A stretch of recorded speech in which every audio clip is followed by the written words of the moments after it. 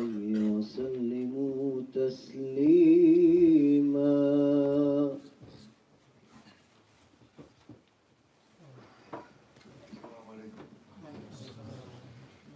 الله أكبر الله أكبر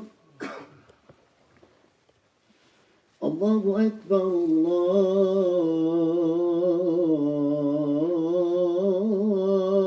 الله أكبر. أشهد أن لا إله إلا الله.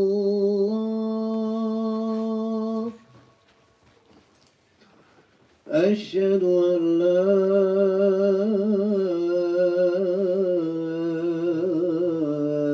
إله إلا الله.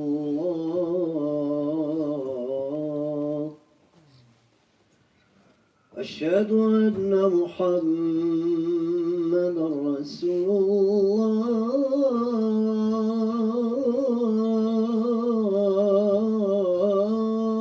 الله. أشهد أن محمدا رسول الله.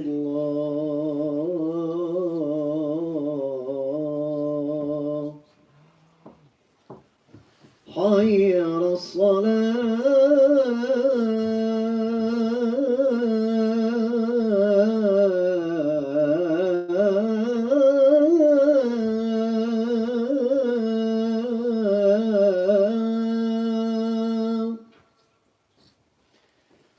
حي على الصلاة.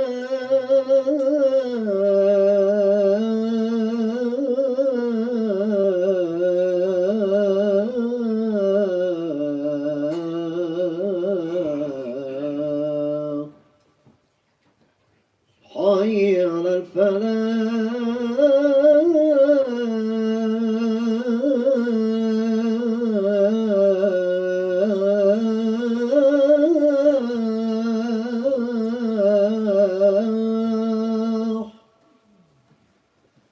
حي على الفلاح.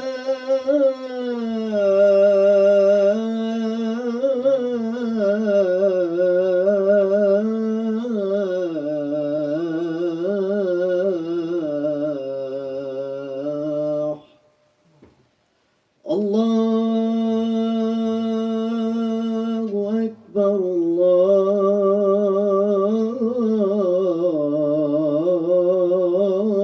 الله أكبر. لا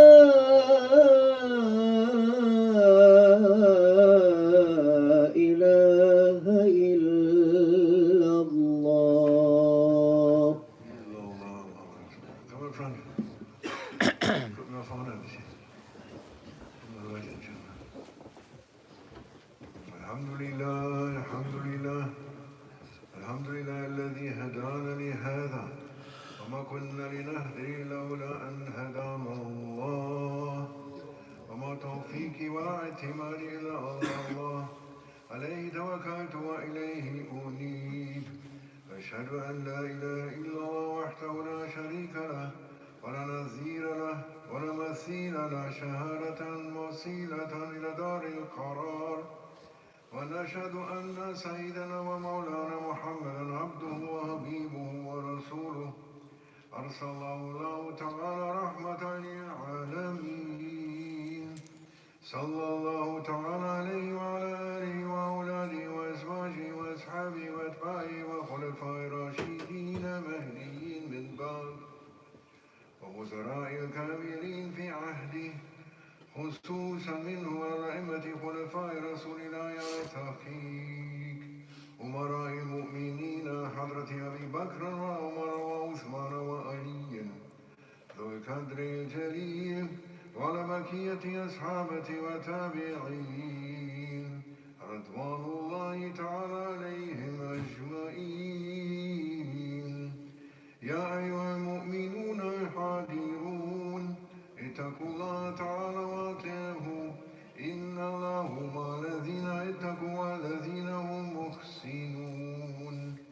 قال الله سبحانه وتعالى في كتابه المنزل على نبي المرسل وما خلقت الجن والإنس إلا ليعبدون ما أريد منهم من رزق وما أريد أن يطعمون إن الله هو الرزاق ذو القوة المتين آمن بالله صدق الله العظيم أيها المؤمنون Oh, believers, a little bit in English, a little bit in German, inshallah. Oh, believers, Juma Mubarak, holy day for Muslims. And in this world and in the other world also.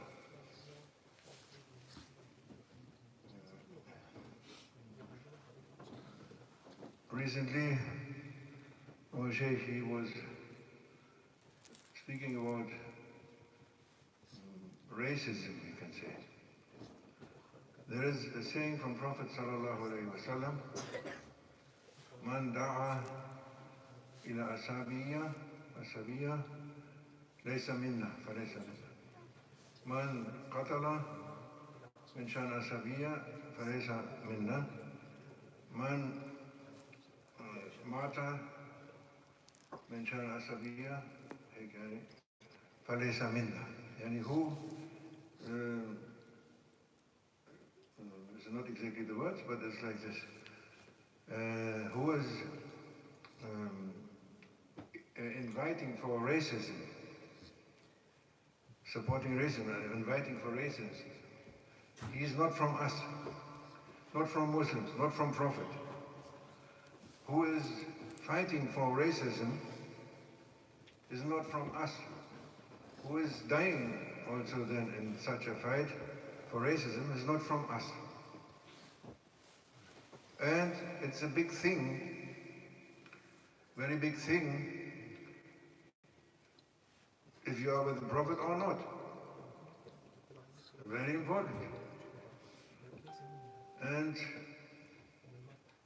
now everything is with racism. Yes? There are maybe 100 years, 150 years ago was not racism was the main thing, was Islam was the main thing. Yes? Until the end of Ottoman Empire, there was Islam, there was a flag of the Prophet, was Khalifat, the Sultan, and it was not important racism. There was races, of course, and nations. There is nations, and they have different cultures. But culture is culture. It's okay. And nations are nations. And it's written in the Holy Quran, these nations, Allah created them that they know each other. They know each other and they learn from each other and they help each other. In Ottoman Empire, maybe 70 nations, different ethics, people with different cultures were living there. Everyone in peace, everyone peaceful. Because above them, there was Islam. There was belief. Belief is up from culture, up from nations. Belief. Belief is the only thing which can bring peace. Nothing else. It's a wrong idea. They will fight each other all the time.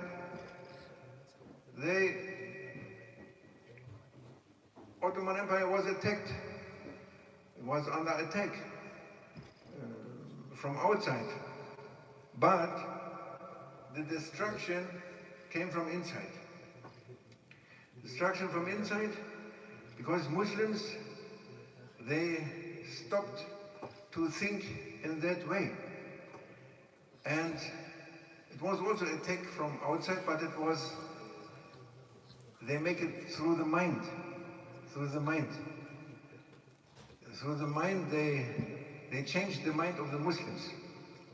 Young Turks, they went to Switzerland in the last phase of Ottoman Empire, and they learned from Jewish people and other people to think differently, to think republic, nations, this, that, no Ottoman Empire, no.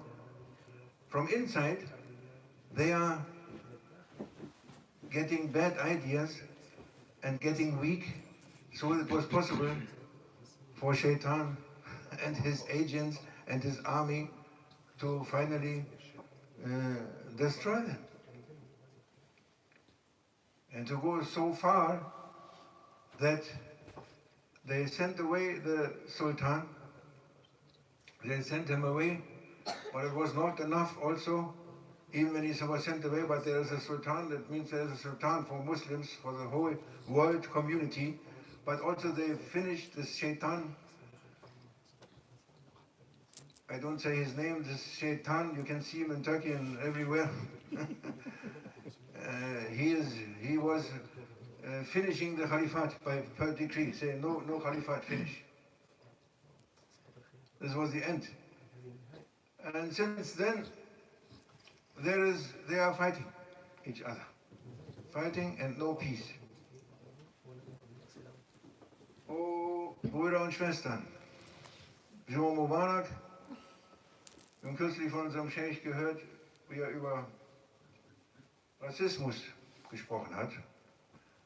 Und er hat gesagt, das ist ein Zitat vom Propheten sallallahu alaihi wasallam, ja, wer einlädt zum Rassismus und da Betonung drauf legt, ja, der ist nicht von uns.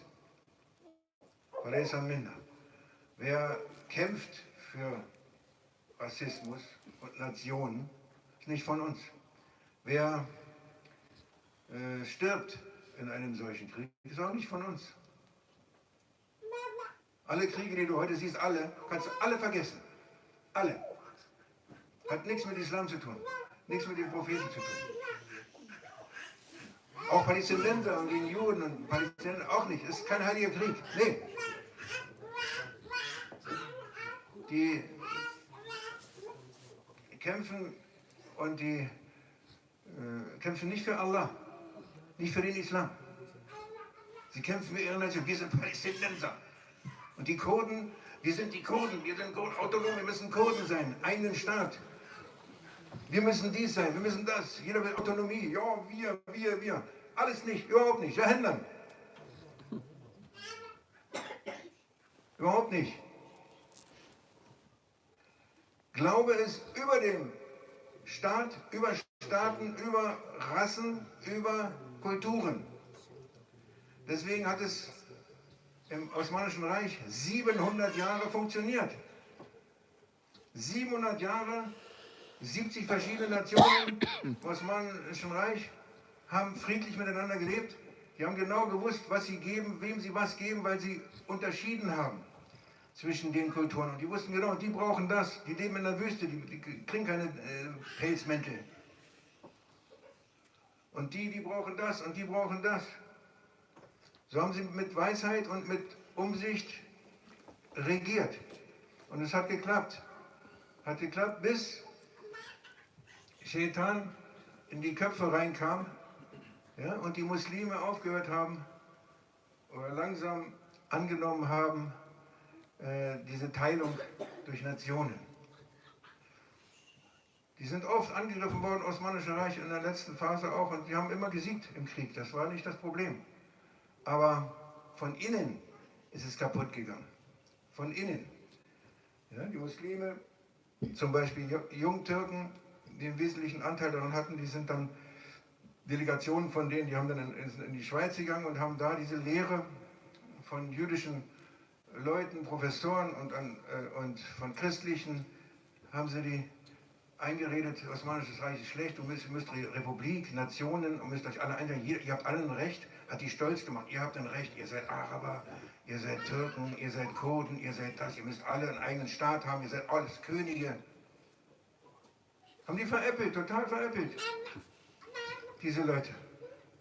Und die waren alle stolz darauf und haben dann von innen her praktisch, ist das Osmanische Reich letztendlich zerbrochen. Hat dann geendet in Gipfel in dem Punkt, wo dieser Betonkemal so nennen wir den hier, so ist der bekannt hier im Westen. Ja. Der hat dann, weil das Grab hat ihn nicht angenommen, dann mussten sie Beton über sein Grab machen, weil der Erde hat ihn immer ausgespuckt. Jedes Mal, wenn sie ihn begraben haben. Dann haben sie Beton zum Schluss rüber gemacht, deswegen Betonkemal. Ist vielleicht jetzt nicht wissenschaftlich, aber... Und so war es. Dann haben sie den Sultan weggeschickt sozusagen, ins Exil geschickt. Ja, das war noch nicht genug, da war immer noch ein Sultan da, immer noch Kalifat, immer noch für viele Muslime immer noch die Hoffnung. Dann haben sie hat er das einfach abgeschafft. Dann haben sie es einfach per Dekret abgeschafft. Ja, das Kalifat abgeschafft. Wie kann das abschaffen? Kann nur Scheitan machen. Ja, abgeschafft. Und jetzt haben sie in so und so vielen Jahren 70 verschiedene Regierungen schon gehabt. Und früher hatten sie 700 Jahre wunderbar gelebt. Haben auf alles geachtet. Das ist der Beweis. Man muss sich anstrengen. Und das, was der Prophet sagt, sallallahu alaihi wasallam, ist Haqq, ist die Wahrheit. Und es ist nicht leicht. Es ist eine große Sache, ob du zum Propheten gehörst oder nicht. Wenn du Rassist wirst oder Nation jetzt plötzlich wichtig nimmst, dann bist du nicht von ihm. Das ist eine große Sache. Sehr wichtige Sache. Wir denken alle schon so. Wir sind alle gehirngewaschen und das ist alles so, ja, Nation, ja, Rasse, der gegen den und den. Nee, überhaupt nicht. Gar nicht. Und Kulturen, ja, jede Nation, jedes Volk hat seine Kultur, seine eigene Kultur. Das ist in Ordnung. Das steht im Koran. Wir haben die Nationen erschaffen, damit ihr euch kennenlernt, gegenseitig kennenlernt, etwas lernt voneinander, euch helft miteinander. Ja, aber es ist nicht das Oberste. Nein. Jedes Volk bringt seine Eigenheiten, die Allah ihm gegeben hat, seine Spezialitäten, die Allah ihm gegeben hat, mit sich. Und das ist in Ordnung. Und das ist gut so. Und darüber ist Islam. Darüber ist was? Ist der Glaube. Der Glaube ist nicht Kultur. Der Glaube ist Herzenssache. Über der Kultur. Du liebst deinen Bruder, egal was für eine Nation der ist. Oder deine Schwester. Egal was für eine Nation. Da ist die Liebe. Ja, die Liebe zu Gott, die Liebe zu Allah, die Liebe zum Propheten und die Liebe zu den Menschen, egal von woher sie kommen. Das ist Islam. Höchstes Parfüm des Islam, ist nicht Kultur. So uninteressant, Kultur. Das ist okay. Aber es ist nicht Islam ist viel höher. Islam hat ein geistiges Parfüm. Ein hohes geistiges Parfüm. Wenn die Menschen sich danach richten würden, würde morgen Frieden auf der ganzen Welt. Vergiss alle Kriege, alle Rassismus. Wäre morgen zu Ende. Wenn sie nur einmal ihren Stolz verlassen würden. Aber sie sind hirngewaschen, bis zum geht nicht mehr. Die Menschen von Scheitan. Total. Nicht zu machen. Lieber sterben sie, als den Islam anzunehmen. Lieber sterben sie, als ein Gesetz vom Islam umzusetzen. So ist Kafirun, Ungläubige. Die sind so stur, solche Holzköpfe, Holz ist ja noch weich dagegen, ja, solche Steinherzen und Steinköpfe, die sterben lieber, als dass sie ihren Stolz überwinden und den Islam annehmen. So ist es. Hat Allah so gemacht, subhanahu wa ta'ala. Und wir müssen aufpassen. Ja, es geht nicht um Kultur. Kultur ist okay, ja, kannst du darüber reden, ist nett. Aber es geht um was ganz anderes. Es geht darum, Menschen zu retten, Seelen, ja, zu retten. Darum geht es. Es geht ums Achira. Es geht um den Glauben. Wenn man den Glauben nicht hat ans Achira, dann hast du verloren. Dann hast du nichts. Wenn du nicht an Gott glaubst, hast du nichts. Deswegen sind die Menschen so verzweifelt. Und Scheitan macht Reklame für Atheismus, für Unglauben. Reklame. Oh, sie hat zum Atheismus gefunden. Ich bin so unterdrückt worden in meinem Land. Und dann bin ich auch in den Westen geflohen und da habe ich den Atheismus gefunden. Okay. Hast du was gefunden?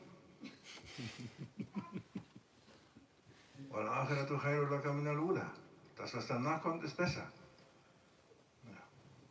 Das ist wichtig. Das muss man kultivieren, wenn man das Wort nehmen will. Kultivieren muss man sein Herz. Und erziehen muss man sein Ego dazu. Das Ego braucht eine Erziehung. Das wilde Ego lernt nichts. Steckt alles in Brand mit seinem Neid und seinem Stolz. Eigene Familie, sich selber, ganze Dörfer, Städte, die Welt ist in Brand. Man kann nichts machen, sozusagen, nicht viel. Du kannst was machen mit dir selber und mit deinen Nachbarn, mit deiner Familie oder mit deiner Familie, mit deinen Nachbarn. Was du kannst, aber nur wenn du dich selber, dein Herz kultivierst, wenn wir das Wort mal nehmen wollen, und nur dann ist eine Aussicht auf Hoffnung und nur im kleinen Kreis. Jetzt kann man nichts machen. Einziger, der das machen kann, ist Mehdi a.s. Das ist der angekündigte Erlöser, vom Propheten angekündigte Erlöser, der von seiner Familie kommt und der mit Wunderkräften kommt, ja, und der uns reinigt dann, wenn wir dann da sind. Ein Blick von ihm reinigt dich. Einmal spricht er deinen Namen aus. Ja, fragt, wie heißt du? Dann sagst du Hassan, Hussein, irgendwas. Dann sagt er, Hussein, spricht er den Namen aus und hatte die Person gereinigt. In der Zeit. Ja, ein ganz anderer, völlig anderer Level. Da geht es um Spiritualität, um Geistigkeit, um Licht, um was ganz anderes. Ja, das ist das, was wir erwarten. Und es ist nicht so weit. It's not so far that Mehdi a.s. is coming, inshallah, because the signs, they are clear. There are signs, and all of the signs, they are fulfilled, except one, that is the biggest war. Biggest war is the last sign between us and Sayyidina Mehdi a.s. And when he comes, now it's difficult to make anything. You can do something in your family, first with yourself. You have to clean yourself, look for your heart yourself, be with your Scheikh yourself, be with the brothers, cultivate your adab, your character through your heart. Every day you must struggle, every day you must keep Sharia, you must keep the law as much as you can. Yes, very important. Because it makes you happy in the end. And in the beginning also. That you can do then with your neighbors and with your friends, who you are touching with, it's okay. You can do something, a little bit. And otherwise we cannot do. People are completely under the hegemony of Shaitan now. And they are very happy to be atheists also, some people. I read an article from the family from Orient. Oh, I was so suppressed. And she went to, this lady went to Europe, and then she said, yeah, now I am atheist. I found atheism. Very good. Mabruk. Mabruk for Jahannam. Yes. Like this is happening through Shaitan and through this very strange thinking. So very difficult now to do anything, and we are waiting Mehdi alayhi salam.